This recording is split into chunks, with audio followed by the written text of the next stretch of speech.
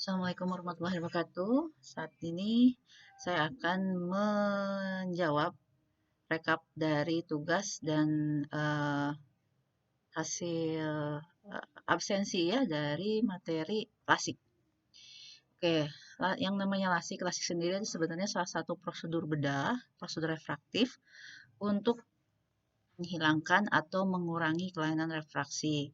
Nah, apakah bisa semua jenis kelainan refraksi bisa dilakukan dengan proses lasik? Nah, oke. Kelainan refraksi itu kan ada miop, hipermetrop, dan astigmat. Nah, ketiganya ini bisa dilakukan lasik, tapi memang nanti ada catatannya ya. Nah, kemudian, nah ini minimalnya berapa sih? Minimalnya biasanya satu, ukurannya satu dioptri. Kenapa satu dioptri? Karena itu ke mesinnya biasanya akan kalau misalnya kurang dari satu, eh, kagok gitu. Jadi yang sinar laser yang dikeluarkannya tidak maksimal gitu ya, tidak maksimal dan biasanya malah nanti malah hasilnya nggak bagus gitu. Maksimalnya berapa? Maksimalnya ini tergantung juga dari kapasitas mesinnya. Ada yang sampai 12, ada yang sampai 15, itu tergantung dari kapasitas mesin. Kemudian, apabila misalnya calon pasien itu mempunyai penyakit sistemik, kayak misalnya diabetes atau darah tinggi, apakah dilakukan lasik? Bisa dilakukan lasik.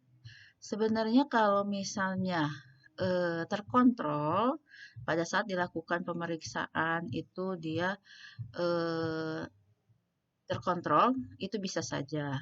Tapi dengan catatan sebelum memang dilakukan proses pemeriksaan itu kan harus di asesmen dulu pasiennya, di anamnesa apakah mempunyai penyakit-penyakit sistemik tertentu.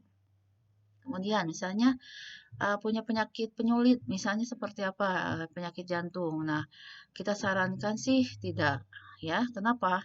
Karena yang tidak mempunyai penyakit jantung saja ketika akan dilakukan bedah lasik itu eh, ada kecemasan, ya, ada kecemasan. Nah, apalagi mungkin misalnya kalau misalnya pasiennya mempunyai penyakit jantung, tentu saja akan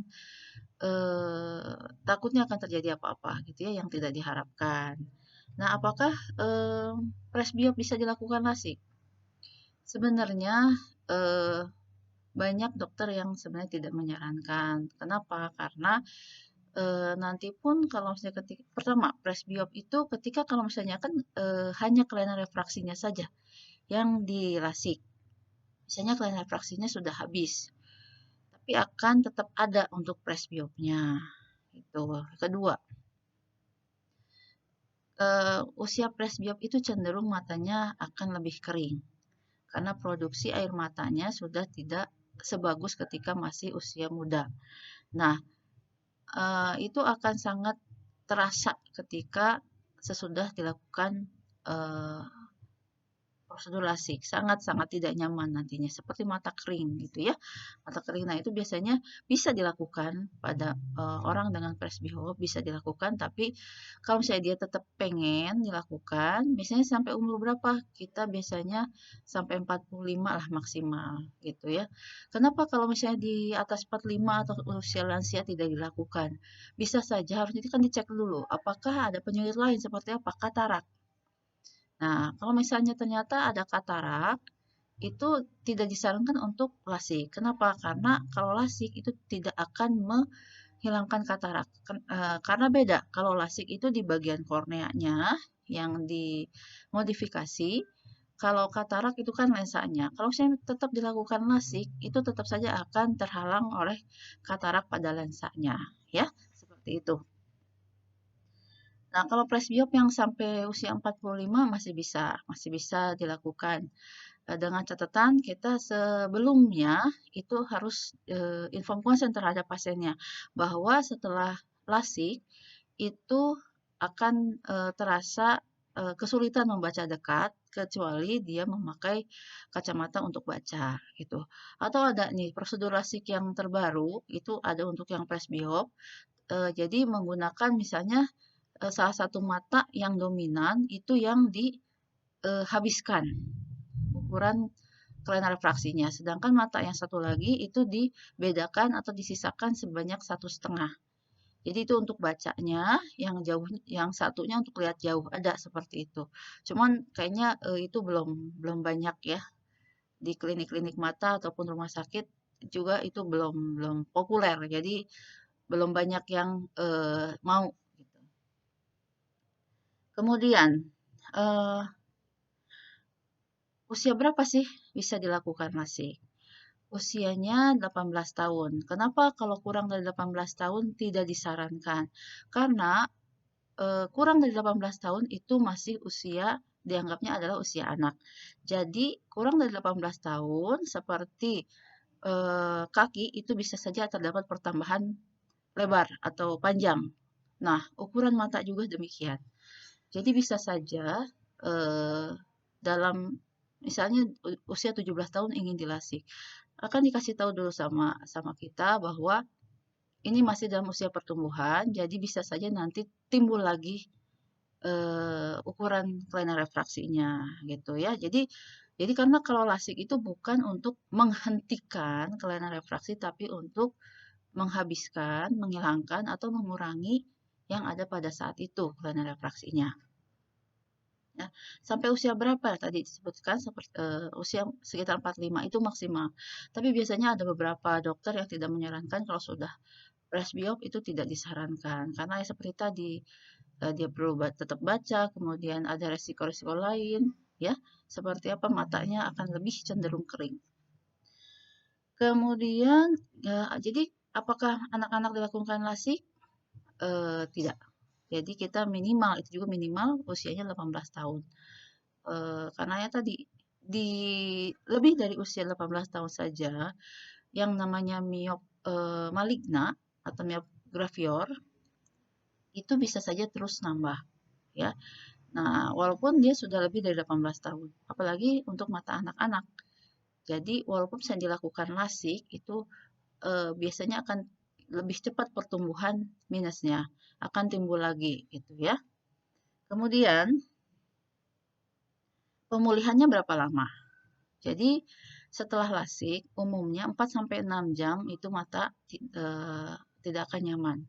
Tidak akan nyaman. Nah, kemudian pemulihan secara visual atau tajam penglihatannya biasanya akan lebih terlihat sehari setelahnya. Kalau pemulihan secara rasa sakit atau tidak nyaman itu biasanya 6 jam. Setelah 6 jam. Gimana kalau misalnya 6 jam dia lebih dari 6 jam dia tetap tidak merasakan perbaikan dalam rasa sakit? Itu harus diperiksa lagi. Jadi mungkin ke UGD dulu ya, kenapa bisa demikian. Umumnya sampai 6 jam sih ya, tidak nyamannya sampai 6 jam. Nah, pemulihan untuk tajam penglihatan sesuai target, target pemeriksaan itu biasanya sampai sebulan, 1 bulan baru sampai di targetnya. Karena dari 1 hari sampai sebulan itu masih masih akan ada perubahan-perubahan ya. Tapi ada juga yang sehari atau seminggu sudah mencapai target tajam penglihatan, tapi kita bagusnya sih untuk melihat kestabilan atau tidak itu dilihat dalam 1 bulan. Nah, kemudian apakah jika misalnya dilakukan operasi LASIK itu tidak mencapai target? Target itu adalah maksudnya sesuai dengan tajam penglihatan maksimal ketika kita melakukan pemeriksaan refraksi subjektif. Gimana misalnya target visusnya mencapai 100% atau 6/6, tapi ketika setelah operasi dilihat dalam 1 bulan ternyata tidak mencapai itu gitu. Apakah harus operasi ulang atau bagaimana? Harus dilihat dulu ya. Harus dilihat dulu. Apakah misalnya kita cek ulang, cek ulangnya koreksinya kita ulang berapa sebenarnya kalaupun misalnya tidak maksimal kita coba koreksi dulu atau kita pinhole dulu apakah memang dengan pinhole maju Nah, kita coba koreksi, apakah kalau misalnya ada dikoreksi ternyata tajam penglihatannya meningkat, itu bisa saja dilakukan operasi ulang atau perbaikan namanya, ya, yang tidak lebih dari 3 bulan. Karena kalau sudah 3 bulan, itu posisi kornea akan sudah merapat kembali, jadi agak sulit. Jadi harus dibedah ulang semuanya. Kalau kurang dari 3 bulan, biasanya belum menempel sempurna hasil dari lasiknya, itu bisa lebih gampang untuk memperbaikinya. Kemudian, tapi bisa saja ternyata ketidak capaian si sesuai target itu bisa dari hal lain. Contohnya apa? Tingkat silaunya. Karena kalau misalnya orang yang matanya sudah dilasik itu tingkat silaunya akan lebih tinggi, ya. Biasanya asalnya korneanya bulat gitu ya. Setelah kan kalau dilasik itu disesuaikan supaya jadi nol gitu ya targetnya misalnya jadi nol, tidak ada kelainan refraksi. Nah, pasti itu kan kelengkungan korneanya juga akan berubah. Nah, itu pasti tingkat silaunya, pantulan-pantulan cahayanya akan lebih banyak, ya. Itu bisa jadi karena silau sekali, abrasinya lebih besar, itu bisa agak menghalangi tajam penglihatan sedikit. Atau misalnya kering matanya. Kering juga bisa menjadi penyebab dari tajam penglihatannya menurun. Kemudian seperti berenang. Nah, karena kan selama 3 bulan itu kan si kornea dalam masa pemulihan sebenarnya ya, masa pemulihan mau rapat kembali. Nah, kalau yang namanya berenang itu airnya kita nggak tahu isinya apa aja.